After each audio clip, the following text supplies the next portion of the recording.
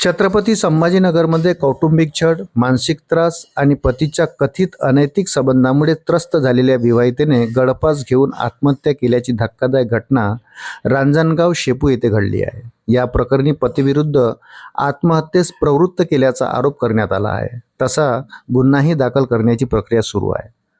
जालना जिल्ह्यातील बदनापूर तालुक्यातील देवपिंपळगाव येथील शेतकरी अण्णासाहेब केशवराव जाधव यांनी दिलेल्या तक्रारीनुसार त्यांची मुलगी काजलचे लग्न 25 मार्च 2025 रोजी रांजणगाव शेनपुंजी येथील मृदुंगाचार्य अमोल बाबासाहेब लगाने यांच्याशी पारंपरिक पद्धतीने झाले होते।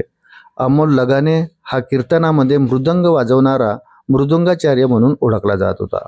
लग्नानंतर सुरुवातीला काजलचा संसार सुरळीत चालला होता, परंतु काही महिन्यानंतर अमोलचे दुसऱ्या महिलेसोबत अनैतिक संबंध असल्याचा संशय निर्माण झाला। या कारणावरून काजलला सतत मानसिक त्रास सहन करावा लागत होता। यासोबतच पतीकडून वारंवार धमक्या, शिवीगाळ आणि मारहाण केली जात असल्याचं तक्रारीत नमूद करण्यात आलं। काजलने ही बाब आपल्या आई-वडिलांना सांगितल्यानंतर कुटुंबियांनी दिवाळीच्या सुमारास अमोलला समजावण्याचा प्रयत्न केला, मात्र त्याने उद्धट वर्तन करत कोणतीही सुधारणा न दाखवता धमक्या दिल्या, अशी ही माहिती समोर आली आहे। 1 एप्रिल 2026 रोजी सकाळी 7:20 सुमारास काजलने राहत्या घरी गळफास घेऊन आत्महत्या केली।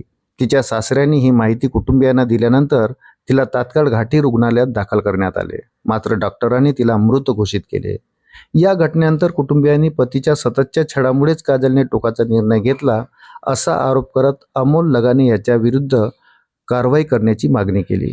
अशाच नवनवीन अपडेट्ससाठी व्हिडिओला लाईक आणि चॅनलला सबस्क्राईब जरूर करा। धन्यवाद।